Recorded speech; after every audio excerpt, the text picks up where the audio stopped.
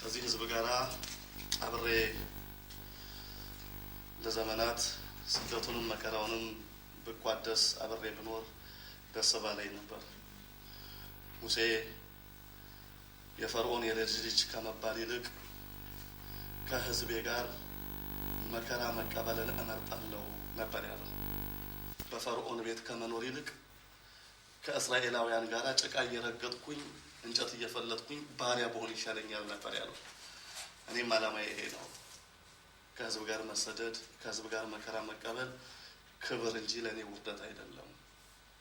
የእግዚአብሔርን መንጋ ተኩላ እንዳይወስደው እየጠበቁ እየሰበሰቡ ማስተማር ለእኔ ውበት እንጂ ጭጋግ አይደለም። ግን ልብ የሚያደማ ውስጥን የሚያሳዝን ነገር ነው እየተደረገ ያለው። በ15 ቀን ውስጥ ሀገሪቱን ለቅቄ እንድሄድ ነው ደብዳቤ የደረሰኝ። ትናንትና ማታ አብሬያችሁ ብቆይ አብሬያችሁ እያገለገልኳችሁ ሰነበት ደስ ባለኝ ነበረ።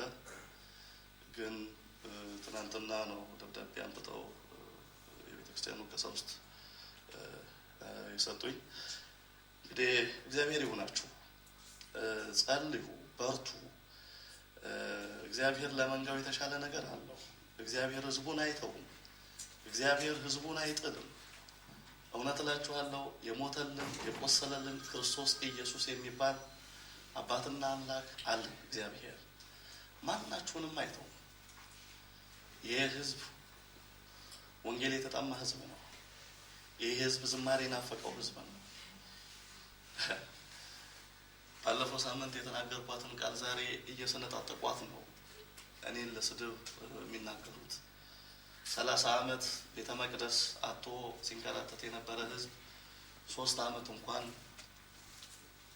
በመቅደሱ አምልኮ ሳይወጣለት ቤተ መቅደስ መዘጋቱ ያሳዝናል ያልኳትን ቋንቋ ሰነጣጥቀዋት 30 ዓመት ቤተ መቅደስ አታችኋል፣ 3 ዓመት ሳትጠቀሙበት ቤተ መቅደሳችሁን ዘጉላችሁ እያለ ታሪኩ ያሳድፋል የተባለው። እግዚአብሔር ልባቸውን ይፈውስ። ህዝቡ እውነት ነው 3 ዓመት በቅጡ ሳይጠቀም መቅደሱ መዘጋቱ ያሳዝናል። እግዚአብሔር ይሁን። ቤተ መቅደስ ተዘግቶ አልነበረም እግዚአብሔር ደጅ የሚጠናው። ወንጌል ተከድና አይደለም፣ አምልኮ ተቋርጦ አይደለም መፍትሄ።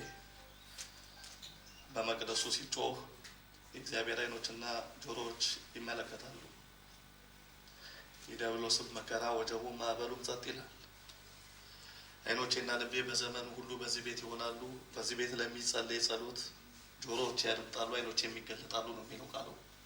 ሁለተኛ ዜና ምዕራፍ 7 ቁጥር 15 ላይ ቤተ መቅደስን ዘግቶ ህዝብን ወዲያ ወዲህ ማድረግ ያሳዝናል። ቤተ መቅደስ መዘጋት የለበትም እና ይሄ ለምን ሆነ የሚለውን ቋንቋ ግን 10 ቦታ ሰዎች ይተረትሩታል። መንፈስ ቅዱስ ማስተዋልን ይስጣቸው። ለማንኛውም ግን የቀረኝ 1 ሳምንት ነው። እቺን ሳምንት አርብ፣ ቅዳሜ፣ እሑድ እስቲ ሌሎች ወገኖችን ጥሩ 3 ቀን ጉባኤ እናደርጋለን። አርብ፣ ቅዳሜ፣ እሑድ 3 ቀን እዚሁ ታችኛው ውስጥ ጉባኤ ይኖረናል። በእነዚህ 3 ቀኖች እስቲ የመጨረሻ መልእክቴን ይኸው 5 እና 6 ሳምንት መድረኩን ስለከለከሉኝ ማስተላለፍ አልቻልኩም። ቤተክርስቲያን ውስጥ እስቲ ህዝቡ ይረዳ፣ ህዝቡ ይወቅ። ዶግማ ተጣሰ፣ ቀኖና ተበላሸ፣ ቤተክርስቲያንን ከክርስቶስ ሊለዩት ነው። እነዚህ ቋንቋዎች እውን መጽሐፍ ቅዱሳዊ ናቸው ወይ? እውን የቤተክርስቲያንን ስርዓትና ዶግማ ማፋለስ ነው ወይ? እነዚህን እስቲ በግልጽ እንወያያቸው። ለሆድ ከማደር ለህሊና ማደር ይሻላል። እንግዲህ እስቲ በሚቀጥለው ሳምንት ይሄም ደብዳቤ ለምን እንዲመጣ እንደተደረገ ይሄን ሀገር ለቅቄ እንደወጣም የተፈለገበት ምክንያት ምን እንደሆነ በግልጽ እናገራለሁ። እስከዛሬ ውስጤ ያመንኳቸው ብዙ ነገሮች አሉ። ወንጌሉ እንዳይሰበክ፣ ህዝቡ እንዳይሰበሰብ፣ እንዲህ አይነት ድብቅ እውነቶች እንዳይወጡ ሲጫኑኝ ሲፈቱብኝ የነበሩ በአንድም በሌላ ብዙ ነገሮች አሉ። እኔ እስካሁን ውስጤ እመቅ ያደረኳቸው ምክንያቶች ነበሩ። ግድ የለም ከእኔ ይልቅ ክርስቶስ ይክበር፣ እኔ ልዋረድ ወንጌል ከፍ ትበል፣ እኔ ልረሳ ክርስቶስ በሰው ሕሊና ይንገስ ብዬ ለወንጌሉ እንቅፋት እንዳይሆን ሁሉን ነገር አጣርጌ ነበረ። ግን ሰዎች ስላልተረዱት ያለኝ አማራጭ የመጨረሻን ጥፍጣፊ ቀናት ላይ ስላለው እውነቱን ገልጦ መሄድ ስለሚያስፈልገኝ እግዚአብሔርን መንገዴን እንዲያቀና በጸሎታችሁ እንድታስቡኝ አርብ፣ ቅዳሜ፣ እሑድ ሰፋ ያለ ጉባኤ እናደርጋለን። እግዚአብሔር ከሁላችን ጋር ይሁን። ማዝ ነው አፒል ማድረግ ትችላለህ እና ዲሲሽን ኖቲሱ አያይዘን ሰጥተናል የሚል ሆም ኦፊስ የመጣ ውሳኔ የተወሰነበት ምክንያት ምን እንደሆነ የተያዘ ወረቀት አለ። እሷን አላመጧትም። ዲሲሽን ኖቲሷን ስጡኝ ባለስላቸው ስልክ አላነሳ ያችን ወርውረውልኝ ከሄዱ በኋላ ማጋና ያለው ፓስፖርቴ ሴት ነው ያለው ብዬ ጠየቅኩኝ። ፓስፖርትን ትኬት ቆርጠ ስትወጣ ኤርፖርት ነው የምትቀበለው ያንሰጠን የሚል ምላሽ ነው የሰጡኝና ምን አይነት ፍርደገምድልነት ምን አይነት ከክርስትና ውጭ የሆነ አካሄድ እንደሆነ ውስጤ በጣም እያዘነ ነው ያለው። እስቲ እግዚአብሔርና ሕሊና ይፍረድ። ምን አደረግኩኝ? እንደ ካህን እንደ ዲያቆን ቀድሼ ሕዝብ ከማቁረብ ውጭ ወንጌል ከመስበክ ውጭ ቤተ ክርስቲያንን እንደ ቤተ ክርስቲያን ልጅነት ከማገልገል ውጭ በደልና ኃጢአቴ እኔ እንጃ። ቢኖርም በደልና ኃጢአት ከእናንተ ኃጢአት የሌለበት በድንጋይ ይውገር ነው የሚለውና ኃጢአቴ አልታየኝም። እንግዲህ እንዲህ አይነት ውሳኔዎች ናቸው አሁን ያሉት። ስለዚህ ያለችዋ ሰዓትም ሳትባክን አርብ፣ ቅዳሜ፣ እሑድ ጉባኤ እናደርጋለን። አርብ ከ9 ነው አይደለም የምንጀምረው? ከ6 ፒኤም አርብ ከ6 ፒኤም እስከ 9 ፒኤም፣ ቅዳሜም እንደዛው፣ እሑድ ደግሞ ጠዋት በተመሳሳይ ሰዓት እናደርጋለን። እስቲ 3 ቀን ያልሰሙ ሰዎች ይስሙ፣ እንማማር፣ እንወቅ፣ እንረዳ። ከዛ በኋላ ደግሞ እግዚአብሔር ፍርዱን ያምጣ። እግዚአብሔር ለሁላችንም በጎ ነገር ያሳየን። እግዚአብሔር ማን ቀረ ከሜዳ ማን ቀረ ከዱር ማን ቀረ ከሜዳ ማን ቀረ ከዱር አንተን ብሎ ወጥቶ እግዚአብሔር አንተን ብሎ ወጥቶ እግዚአብሔር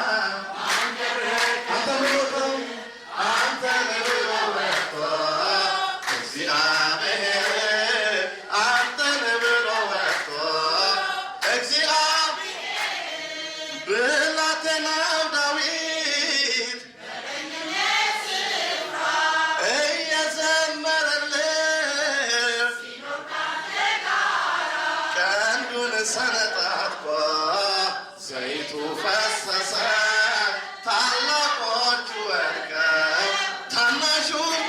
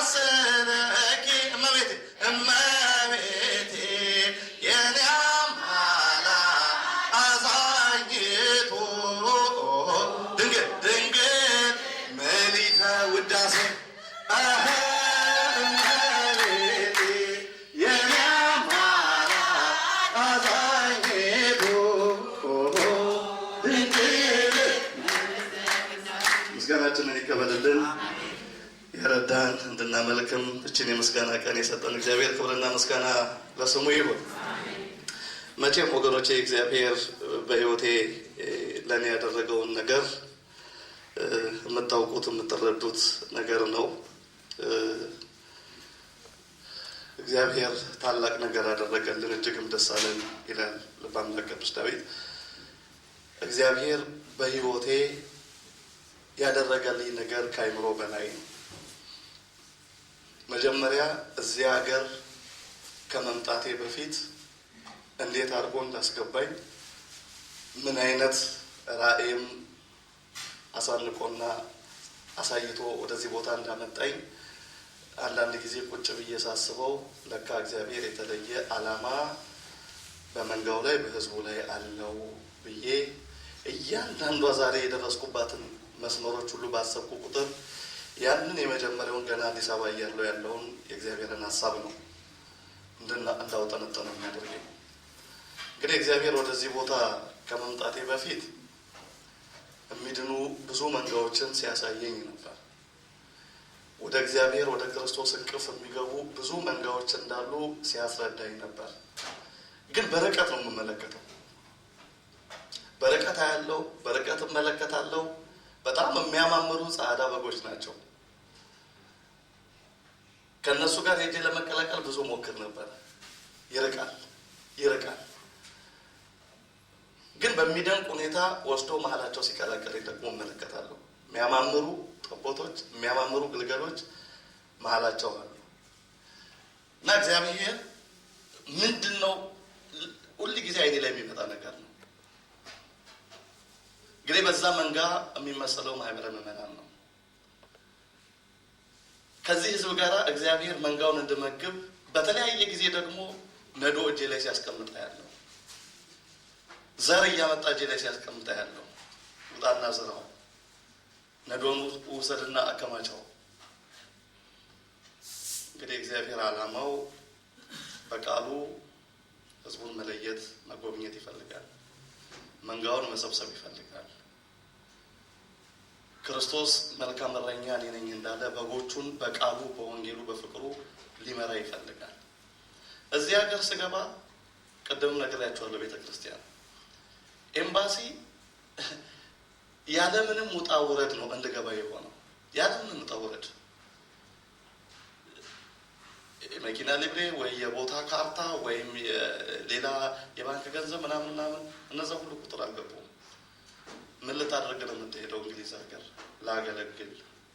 ማን ነው የጋበዘ? የተጋበዝኩበት ኢንቪቴሽን ወረቀት ቤተክርስቲያን ደብረ ጽዮን ነች። ምንድነው ስራህ እዚህ ሀገር?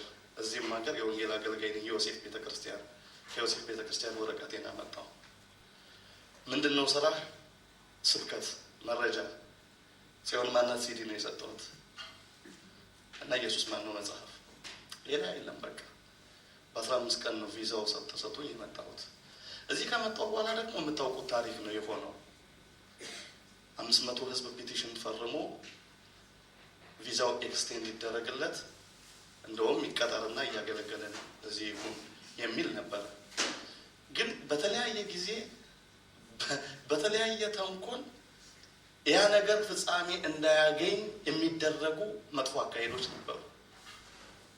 አብዛኛውን ታውቁታላችሁ ከዚህ በፊት ስለነገርኳችሁ። ቅጥሩ እንዲፈጸም ዶክሜንቶች አምጡልኝ እያለ ጠበቃ እየጠየቀ ዶክሜንቶች ታፍነው ተቀምጠው ነበር። ቢያንስ ከ11 ዶክሜንቶች 7 ዶክሜንቶች አምጡ እየተባለ ግን እግዚአብሔር እንኳንም በሰው እጅ አላደረገው የኔን ህይወት ዛሬ ላይ ቆሜ የማመሰግነው ይሄንን ነው። ለካ እግዚአብሔር በሱ እጅ ማድረግ ይፈልጋል። በሰው እጅ ሲሆን ሰዎች እንደ ሪሞት ኮንትሮል ሊጫወቱብህ ይፈልጋሉ። ሰዎች በእነሱ እጅ ውስጥ ካደረጉት አንዳች ነገር እንደፈለጋቸው ስሌቭ ባርነት ህይወትንም ሊያንጸባርቁ ይፈልጋሉ። ግን እግዚአብሔር ነገርን በሱ እጅ አደረገ።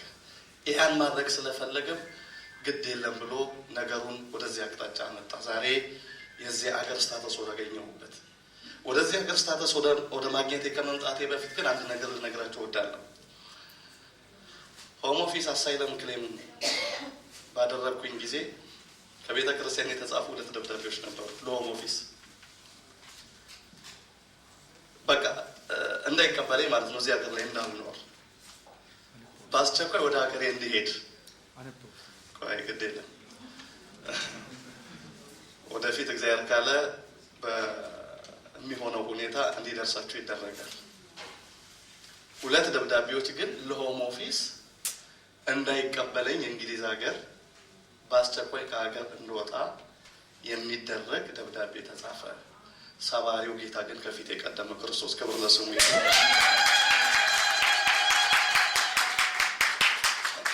ሰዎች በተንኮል የጻፉት ደብዳቤ፣ በድብቅ የጻፉት ደብዳቤ በጠበቃዬ በኩል ራሴ እጅ ውስጥ እንዲገባ አደረገ። እግዚአብሔር ታላቅ ነዋ። እግዚአብሔር ድንቅ ነዋ። የሚገርማችሁ አሳይለም ክሌም ባደረግኩኝ በ5 ወር ውስጥ ነው የመኖሪያ ፈቃዴን እጄ ላይ እግዚአብሔር ያስገባልኝ። ክብርና ምስጋና ለስሙ ይሁን። እግዚአብሔር የተሰጠኝን ስታተስ አንዳንዶች ታሪኩ ተፈረደለት አገኘ ሲባል የ1 ዓመት ነው የ2 ዓመት ነው። ሪፊውጅ ስታተስ የሚባለው ደስ የሚል ስታተስ ነው እያሉ የሚያውቁ ባለሙያዎች ነግረውኛል። የፈለግኩትን ትምህርት እንድማር፣ የፈለግኩትን ስራ እንድሰራ፣ ማናቸውንም ሶሻል ሰርቪሶች እንዳገኝ የሚያስችል ስታተስ ነው እግዚአብሔር የሰጠኝ። ክብርና ምስጋና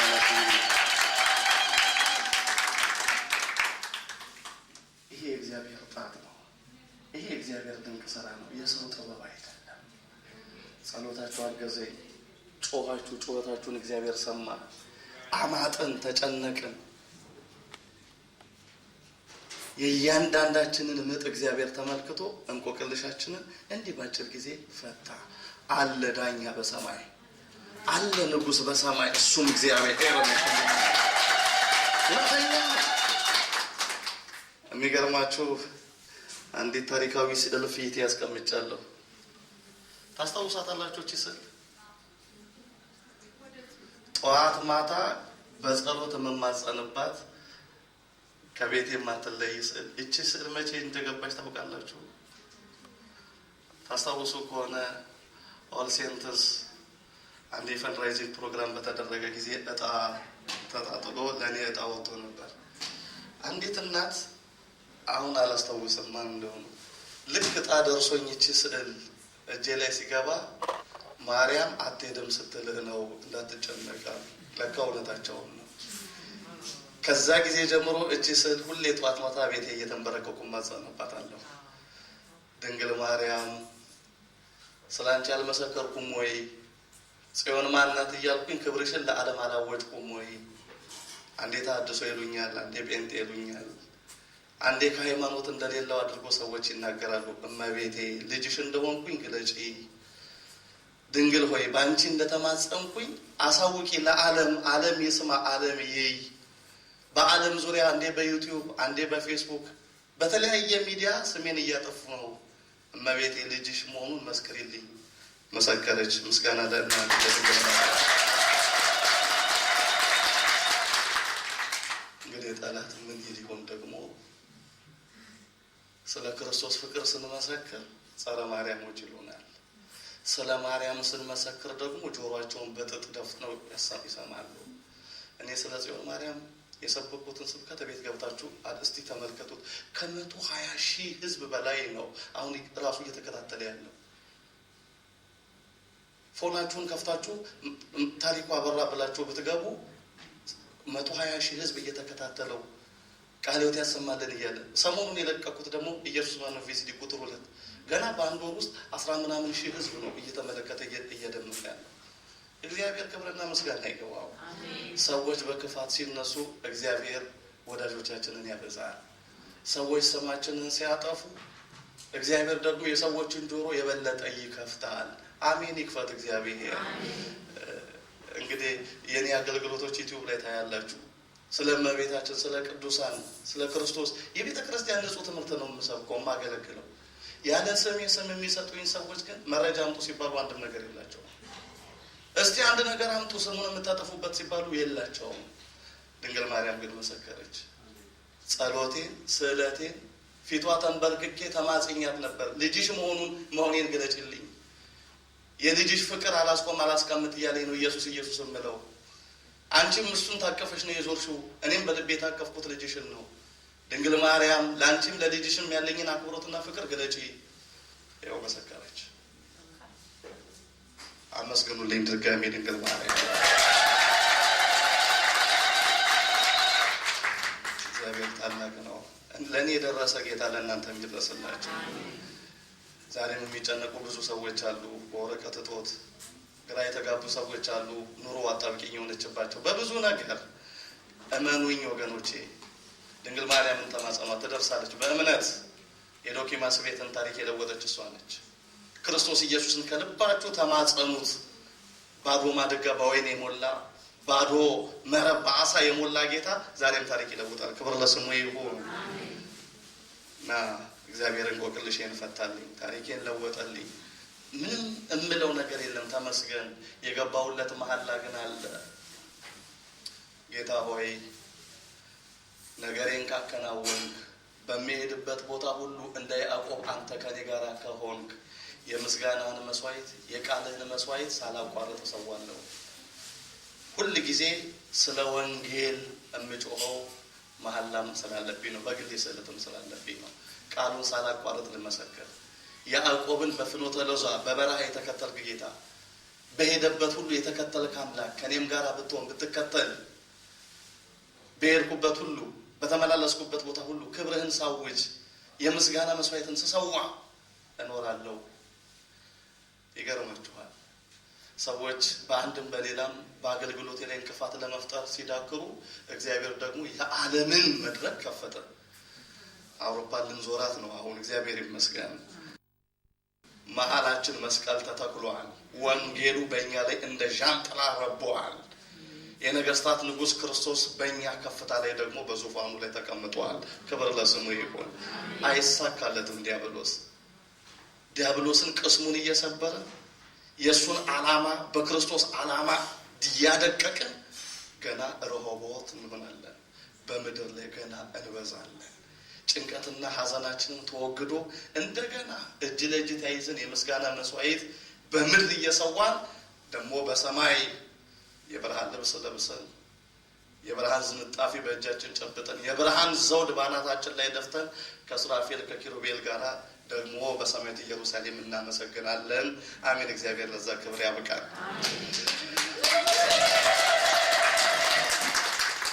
እጹብ ድንቅ ነው ውለታው እግዚአብሔር ለእኛ ያረገው፣ ከቶ አይጥለንም ለዘላለም፣ እንደ አምላካችን ማንም የለም።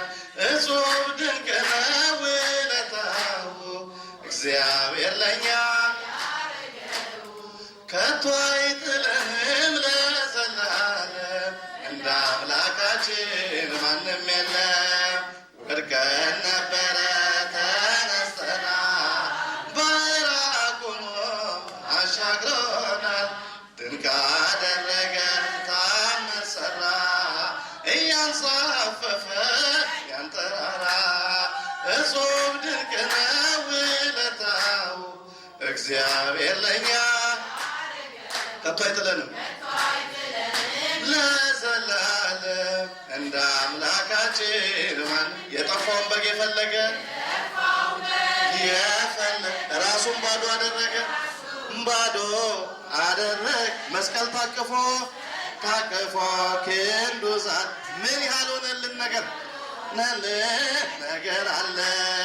እጹብ ድንቅ ነው ውለታው እግዚአብሔር ለእኛ ከቶ አይጥለንም ለዘላለም፣ እንደ አምላካችን ማንም ከአባትም በላይ አባት የልጆቹን በሚገደው ቹምባ ይገደል የጭንቀታችን ተካፋይ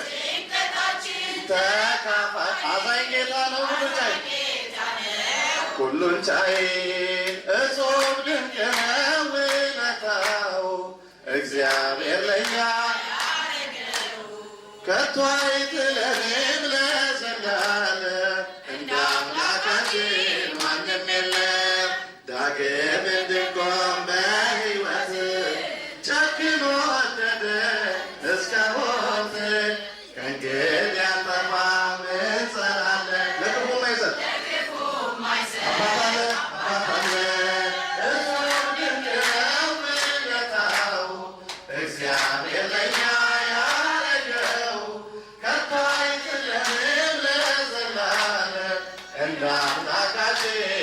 አባትን በላ አባት ነው እስቲ የልጆቹን የሚገደው የሚገደው የጭንቀታችን ተካፋይ አዛኝ ጌታ ነው። ሁሉን ቻይ በሉት። ሁሉን ቻይ እጹብ ድንቅ ነው ውለታው እግዚአብሔር ለእኛ ያረገው ከቶ አይጥለንም ለዘላለም እንደ አምላካችን።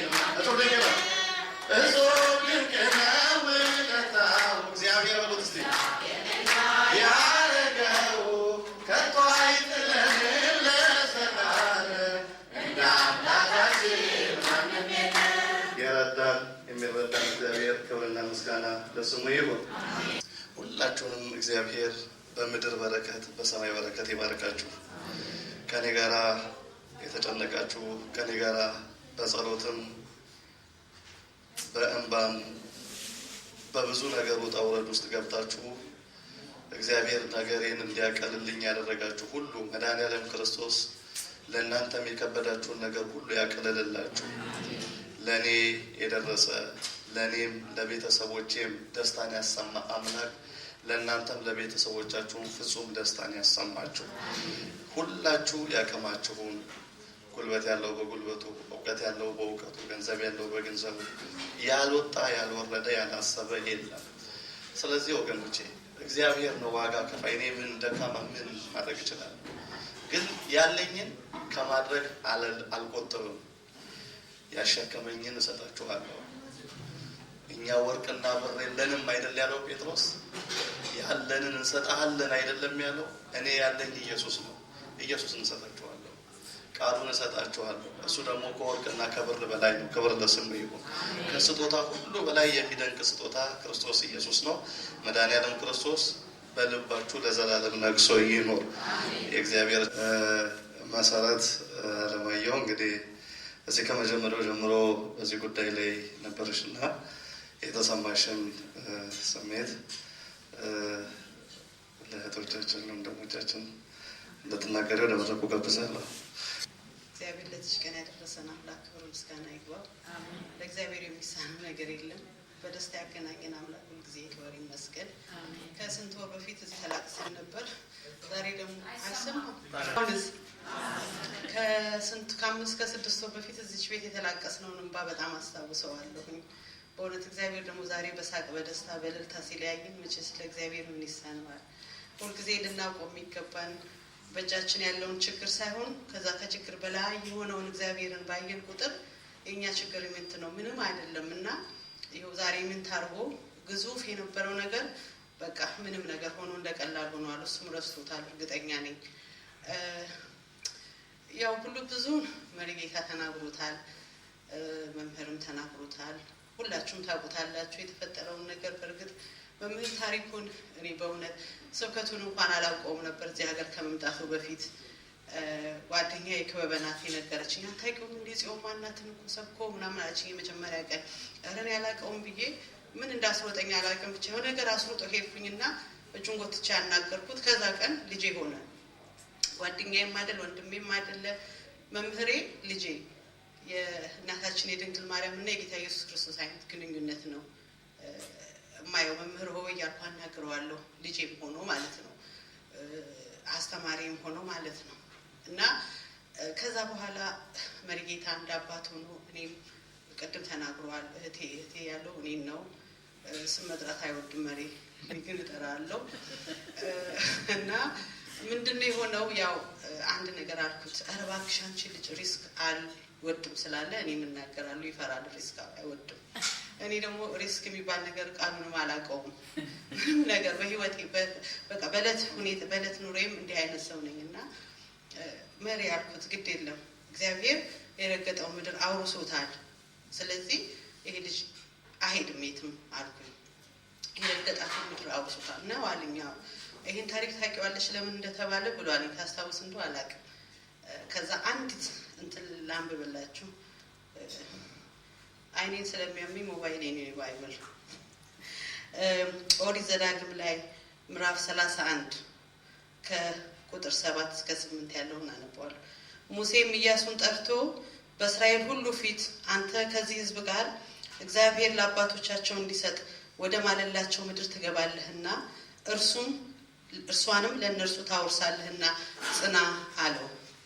በፊትህ የሚሄድ ሁሉ በፊትህ የሚሄድ እርሱ እግዚአብሔር ነው፣ ካንተ ጋር ይሆናል፣ አይጥልህም፣ አይተውህም፣ አትፍራ፣ አትደንግጥ አለው። ሙሴ ለኢያሱ ይህን ሰጠው። መሪጌታ ለመምህር ታሪኩ እንዲህ አይነት አደራ እንደሰጠው ሆኖ ነው የሚሰማኝ። ቅድም እንደተናገረው መምህር ታሪኩ በመጣ ጊዜ ከዛ በፊቱ የጸሎቴ መልስ ብሎ በቃ የጸሎቴ መልስ እያለ ስም ነው ያወጣለት። በእውነት ነው ካገኘነው ካነጋገርነው ቀን ጀምሮ ነው ይሄንን የሚናገረው።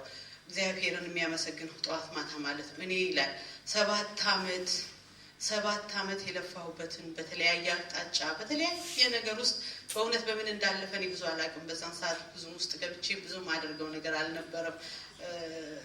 ቤት መጥቼ መስሪያ ቸርች መጥቼ ተገልግዬ ልሂድ እንጂ በአገልግሎት ብዙዎቻቸው አታውቁኝም።